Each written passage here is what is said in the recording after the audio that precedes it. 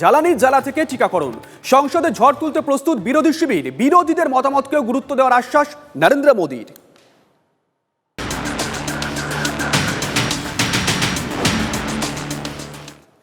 আজ থেকেই শুরু হচ্ছে সংসদের বাদল অধিবেশন। আমরা আসবো আলোচনা। আমাদের সঙ্গে এই মুহূর্তে রয়েছেন আমাদের প্রতিনিধি অনিন্দ বন্দ্যোপাধ্যায় এবং রয়েছেন রাজনৈতিক বিশ্লেষক প্রভাত দত্ত। প্রভাত, আপনাকে স্বাগত। অনিন্দ, তোমাকেও স্বাগত। টেলিফোনে এই মুহূর্তে আমাদের সঙ্গে রয়েছেন আমাদের অপর প্রতিনিধি দিল্লি থেকে সুদেশনা। সুদেশনা, আজ থেকেই শুরু হচ্ছে সংসদের বাদল অধিবেশন, বিস্তারিত জানতে চাইবো তোমার কাছে। দেখো, তৃণমূল কংগ্রেসের তরফ থেকে ইতিমধ্যেই প্রায় 6টা ইস্যুতে লোকসভা এবং রাজ্যসভায় নোটিশ দেওয়া হয়েছে এবং এমনটা তৃণমূল কংগ্রেস জানিয়েছে এবং বেশ কয়েকটি গুরুত্বপূর্ণ বিষয় তার মধ্যে রয়েছে। যেমন আমরা জানি যে সম্প্রতি পেট্রোল এবং ডিজেলের দাম যে 100 টাকা প্রায় পেট্রোল পেরিয়ে গিয়েছে দাম, এবং রান্নার গ্যাসের দাম সেই মূল্যবৃদ্ধি নিয়ে সরকার কি ভাবছে এই নিয়ে নোটিশ। পাশাপাশি 3টি যে কালো আইন, কৃষক বিরোধী কালো আইন, সেই আইন প্রত্যাহার করতে হবে এবং কোভিড ভ্যাকসিনেশন নিয়ে ইতিমধ্যে যে সমাধানের কথা বারবার তৃণমূল বলেছে যে ভ্যাকসিনের ঘাটতি রয়েছে সেই সংক্রান্ত বিষয়ে তারা নোটিশ দিচ্ছে। পাশাপাশি গোটা দেশে আর্থিক যে পরিস্থিতি সেটা কিন্তু ক্রমশই নিম্নমুখী এবং পাশাপাশি এমপিরা 2 বছর যাবৎ কোনো সাংসদ কাজ করতে অত্যন্ত অসুবিধা হচ্ছে, কোনো রকম উন্নয়নমূলক কাজ করতে পারছে না এবং হচ্ছে তোমার যে যেভাবে স্বাস্থ্যের আঘাত আসছে বিভিন্ন দিক থেকে, এই সমস্ত বিষয় নিয়ে লোকসভা এবং রাজ্যসভা অধিবেশনে বেশ, বুঝতে পেরেছি। ধন্যবাদ সুদেশনা। আজ থেকেই শুরু হচ্ছে সংসদের বাদল অধিবেশন। সংসদের বাদল অধিবেশনে উঠতে পারে নানা ইস্যু, নানা ঝড় হতে পারে, রাজনৈতিক বিতর্কে ঝড় হতে পারে, পেট্রোপণ্যের মূল্যবৃদ্ধি থেকে কৃষি আইন, টিকাকরণের অনিশ্চয়তা বা কোভিড পরিস্থিতির মোকাবিলায় এমন নানা অস্ত্রের শান বিরোধী শিবিরের পাল্টা প্রস্তুতি নিচ্ছে সরকার পক্ষ। বিরোধীদের অভিযোগ, সংসদে মোদী সরকার তাদের বলতে দেয় না, বিল পাশ করিয়ে নেয় তাড়াহুড়ো করে। সংসদের অধিবেশন শুরুর আগের দিন রবিবার সর্বদল বৈঠকে প্রধানমন্ত্রী আশ্বাস দিয়েছেন বিরোধীদের বক্তব্য গুরুত্ব দিয়ে শোনা হবে, তাদের পরামর্শে বিতর্ক সমৃদ্ধ হয়, জানিয়েছেন সংসদ বিষয়ক মন্ত্রী প্রহ্লাদ जोशी। माननीय प्रधानमंत्री जी ने कहा, जनप्रतिनिधियों का, विशेषतः अपोजिशन का जो प्रतिनिधि है उनका सजेशन बहुत वैल्यूएबल रहता है।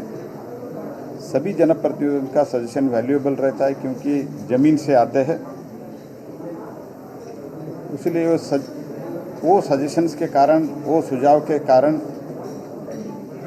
डिबेट बहुत रिच होता है। इसलिए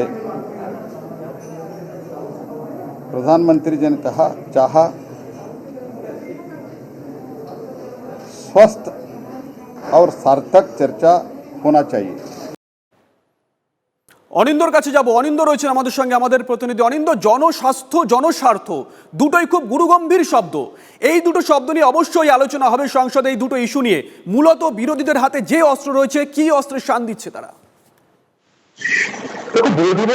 বিরোধীদের হাতে 2-3টে অস্ত্র তো অবশ্যই আছে।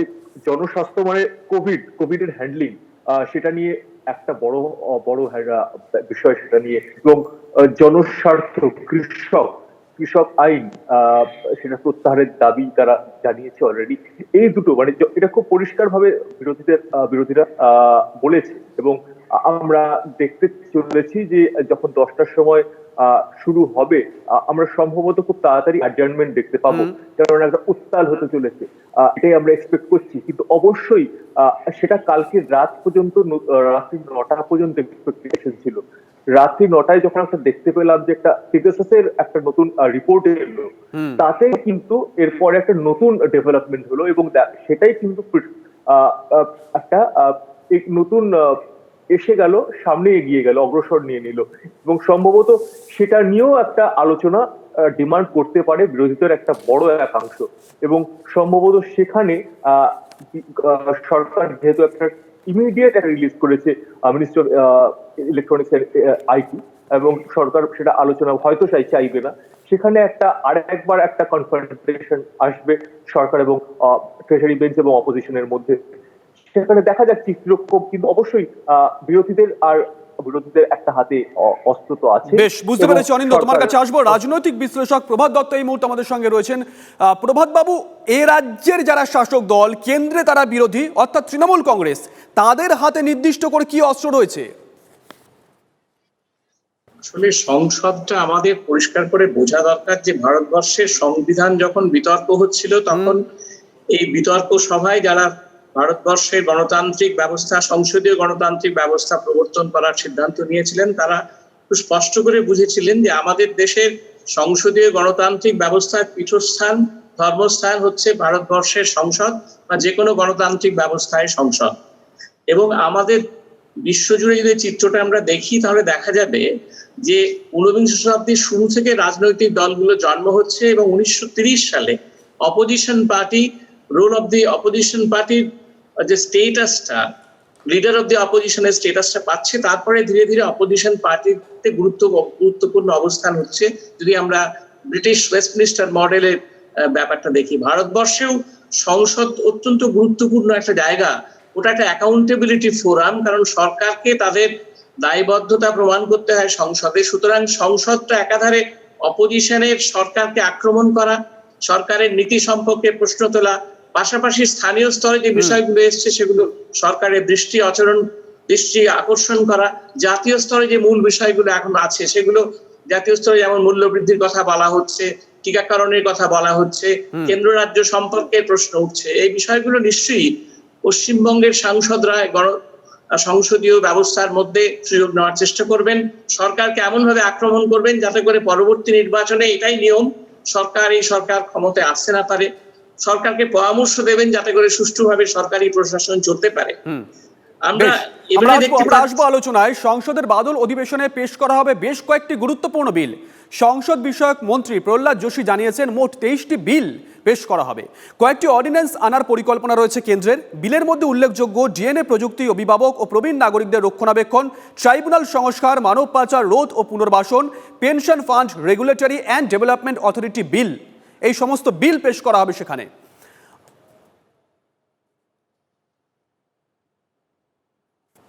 ऐसे तो 31 बिजनेस है, उसमें 2 फाइनेंशियल बिजनेस है, एक्सेस डिमांड और सप्लीमेंट्री डिमांड। उसके अलावा 6 ऑर्डिनेंस और करीबन 23 बिल्स है। इसमें कई बिलों का नोटिस आ गए, कई बिलों का प्रोसेस होकर आना पेंडिंग है।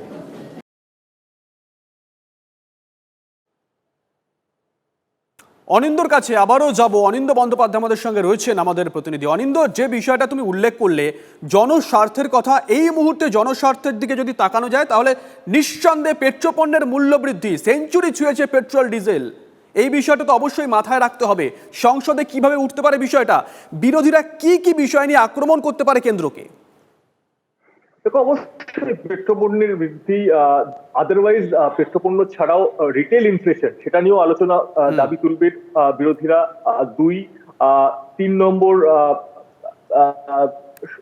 কিছু তোমার কোভিড হ্যান্ডলিং, 3 নম্বর, 4 নম্বর তোমার মানুষের কিছু অনেকগুলো কেস তোমাদের, মানে লাস্ট কয়েকবার যেমন উনি বলছিলেন যে পার্লামেন্টারি নিয়ম মেনে যে পার্লামেন্টে যে স্ট্যান্ডিং কমিটিতে কেস বিল পাঠানো হয় না, সেই জিনিসটা নিয়ে তো কথা ওনারা ঝড় তুলতে পারেন। তো স্বভাবতই এই সবকটা বিষয় কিন্তু বিরোধীরা ঝড় তুলবেন। এবং আলোচনার কথা যখন সর্বদলীয় বৈঠকে কালকে বলা হয়েছে, তখন প্রধানমন্ত্রীর সামনে কিন্তু এইটা ইস্যু তুলেছে এবং প্রধানমন্ত্রীর সামনে বিরোধীদের সমস্ত পার্টির লিডাররা এটা বলেছে যে আমরা কিন্তু 2-3টে ইস্যু সবাই বলেছেন, যে 1 পেট্রোপণ্যের মূল্য, 1, 2 কোভিড হ্যান্ডলিং, 2 এবং 3 যে আপনাদের এই মুহূর্তে যে একটা রিটেল ইনফ্লেশন, এইগুলো নিয়ে কিন্তু আমরা আলোচনা চাই। তো প্রধানমন্ত্রীর তরফ থেকে বলা হয়েছে আমরা সব বিষয়ে রচনাত্মক, মানে কনস্ট্রাকটিভ আলোচনার জন্য প্রস্তুত, কিন্তু অর্থাৎ গঠনমূলক আলোচনা। প্রধানমন্ত্রী গতকাল বলে দিয়েছেন সর্বদলীয় বৈঠকে গঠনমূলক আলোচনা চাইছেন তিনি। আসবো অনিন্দ তোমার কাছে, প্রভাত বাবুর কাছে একটু যাব। আমরা তো দেখলাম মোটামুটি বিরোধীদের হাতে কি অস্ত্র রয়েছে, তারা কি অস্ত্র শান দিয়েছে। সরকারের দিকে যদি একটু আমরা তাকাই তাহলে কি কি বিল পেশ করা হতে পারে এবং কেন এই বিলগুলো পেশ করা হবে এই সময় দাঁড়িয়ে?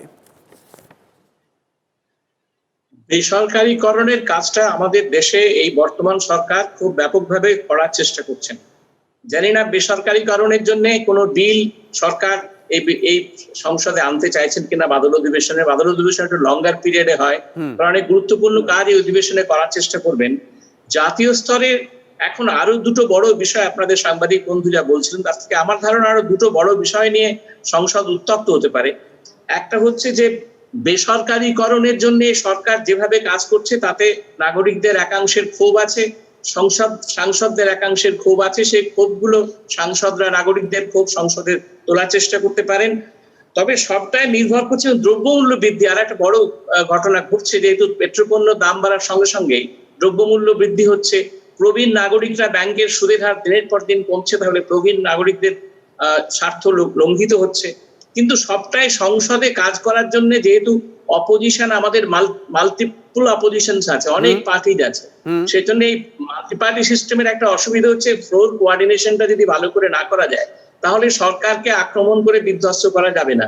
সুতরাং গুরুত্বপূর্ণ বিষয় হচ্ছে যে ফ্লোর কোঅর্ডিনেশন হচ্ছে কিনা, সব দলগুলো অপোজিশন যে পার্টিগুলো আছে তাদের মধ্যে কতগুলো মৌলিক বিষয়ে সহমত তৈরি হয়েছে কিনা, সেই সহমতের ভিত্তিতে তারা তাদের বক্তব্য সংসদে পেশ করবেন কিনা। সহমতের প্রসঙ্গ যখন আপনি তুললেন, এর আগে দেখেছি অন্তত একটা বিষয়ে বিভিন্ন রাজনৈতিক দল একই প্ল্যাটফর্মে না দাঁড়ালেও তাদের অভিযোগটা একই সুরে ছিল, সেটা হচ্ছে বেসরকারীকরণ বা বিলগ্নীকরণ, যে বিষয়টা আপনি টাচ করলেন। সেক্ষেত্রে বর্তমানে গোটা দেশের যা অর্থনৈতিক অবস্থা, যদি এই ধরনের কোনো বিল সংসদে পেশ করা হয় বেসরকারীকরণ বা বিলগ্নীকরণ, সরকার পক্ষে যুক্তি কি থাকতে পারে? সরকার পক্ষের যুক্তিটা হচ্ছে যে বেসরকারীকরণের পক্ষে ছিল সরকারি প্রতিষ্ঠানগুলো প্রচুর লসে রান করছে, সুতরাং সরকারকে তার কোষাগার থেকে এই লসের টাকা দিয়ে সরকারি প্রতিষ্ঠান পরিচালনা করতে হচ্ছে। সুতরাং তার ফলে জনগণের ট্যাক্সের বোঝা বাড়ছে, সরকার এই যুক্তি দিতে পারেন। আমি থামাচ্ছি, এখানে তো বারবার উঠে এসেছে এই প্রসঙ্গ, যখন উঠেছে লসে রান করছে না লাভ হয়েছে, বারবার উঠে এসেছে বেঙ্গল কেমিক্যালের প্রসঙ্গ, নবরত্ন। আসলে এই সরকারের যে মূল পলিসি, সেই পলিসিটা হচ্ছে বেসরকারীকরণ। শুধু নিওলিবারাল পলিসির ফান্ডামেন্টাল টেনেট হচ্ছে লিবারালাইজেশন, প্রাইভেটাইজেশন। সুতরাং লিবারালাইজেশন, প্রাইভেটাইজেশন হবে যতদিন অবধি এই সরকার নিওলিবারাল পলিসিতে কাজ করতে থাকবেন, এবং বেসরকারীকরণের পক্ষে সরকার নিজস্ব যুক্তি দেওয়ার চেষ্টা করবেন। কিন্তু বেসরকারীকরণের অসুবিধাগুলো যদি সুষ্ঠুভাবে বিরোধী দল সংসদে উত্থাপন করতে পারেন, বেসরকারীকরণের ফলে মধ্যবিত্ত কিভাবে অসুবিধার মধ্যে পড়বে, সরকারি চাকরি যারা করছেন তারা কিভাবে অসুবিধার মধ্যে পড়বে, যুবকরা চাকরির ক্ষেত্রে কি অসুবিধার মধ্যে পড়বে, গোটা সমাজে তার কি প্রভাব প্রতিক্রিয়া পড়বে, এই সব বিষয়গুলো যদি সাংসদরা খুব জোরালো যুক্তি সহকারে উপস্থাপন করতে পারেন তবেই সরকারকে বেকায়দায় ফেলা যেতে পারে, না হলে মুশকিল। আমাদের সংসদের যে ঐতিহ্য, সেটা তো একটা সময় সংসদ ছিল যে সংসদে অত্যন্ত লেখাপড়া জানা বিদ্বজ্জন মানুষেরা যারা খবর রাখতেন, আন্তর্জাতিক লেখাপড়া জানার স্বীকৃতি ছিল, সেই সমস্ত মানুষগুলো সংসদে ছিলেন। ভাবুন নেহরুজি যখন প্রধানমন্ত্রী তখন সংসদের চিত্র, তারপরে আস্তে আস্তে এখন বলছেন বিশেষজ্ঞরা যে ভারতবর্ষের সংসদ তার গুরুত্ব হারিয়েছে। বেশ, বুঝতে পেরেছি। একটু অনিন্দর কাছে যাবো। অনিন্দ, প্রভাতবাবুর কথা প্রসঙ্গেই যাচ্ছি, বিরোধীরা কতটা শক্তিশালী, কতটা এক প্ল্যাটফর্মে আসতে পারে, এই বিষয়টা অবশ্যই মাথায় রাখতে হবে। এর পাশাপাশি আরো একটা প্রশ্ন রাখার চেষ্টা করব, আগামী বছর 2022-এ বেশ কয়েকটি রাজ্যে, বড় রাজ্যে বিধানসভা নির্বাচন রয়েছে, পাঞ্জাবে রয়েছে, উত্তরপ্রদেশের মতন রাজ্যে রয়েছে। যদিও সরকার পক্ষ দুটো কক্ষেই তারা সংখ্যাগরিষ্ঠ, তবুও ওই নির্বাচনের কথা মাথায় রেখে কতটা রিস্ক নিতে পারে? দেখো, নির্বাচন একটা আলাদা জিনিস এবং পার্লামেন্টারি পলিটিক্স একটা আলাদা জিনিস, পার্লামেন্টারি ফ্লোর কোঅর্ডিনেশন একটা আলাদা জিনিস। কিন্তু অবশ্যই যখন পার্লামেন্ট কন্ডাক্ট হবে সেখানে কিন্তু ফ্লোর কোঅর্ডিনেশন যেটা হয় সাধারণভাবে, যেটা নির্বাচন হয় সেটার ক্যালকুলাস, সেটা রিগার্ডলেস অফ দ্যাট, সেটা মাথায় সেটা মাথায় থাকে না। সেটা জেনারেলি থাকে যে সরকারকে কর্নার করাটাই উদ্দেশ্য থাকে অপোজিশনের। কিন্তু এবার গল্পটা সেটা নয়, গল্পটা সেটা হচ্ছে যে তোমাকে একটা জিনিস বুঝতে হবে যে যখন উত্তরপ্রদেশ তুমি বলতে যে সভাপতি, উত্তরপ্রদেশ পাঞ্জাব দুটো বড় থেকে তুমি নাম নিলে, কথাটা হচ্ছে সেটা নয়। কথাটা হচ্ছে যে যেই মুহূর্তে তুমি উত্তরপ্রদেশ পাঞ্জাবের কথা বললে, পাঞ্জাবের হচ্ছে কংগ্রেসের এই মুহূর্তে নিজেদের মধ্যে এত ইনফাইটিং চলছে, তো তুমি কিভাবে ফ্লোর কোঅর্ডিনেশন করবে? কালকে 9 জন লিডার এই মুহূর্তে লোকসভার পাঞ্জাবের কংগ্রেসে পৌঁছেছেন, কিন্তু তাদের কতজন দিল্লিতে কতক্ষণ থাকবেন, তাদের দিল্লি চণ্ডীগড়ে ডাক পড়বে না, সেটা নিয়েও কিন্তু আবার দ্বিধা আছে। তো স্বভাবতই যেটা উনি বারবার বলছেন আমাদের যিনি মানে যে একটা ফ্লোর কোঅর্ডিনেশন কিন্তু কোঅর্ডিনেটেড হয় এবং কনসাল্টেড হয়, এবং একটা পার্টির হয় না, মাল্টি পার্টি হয়।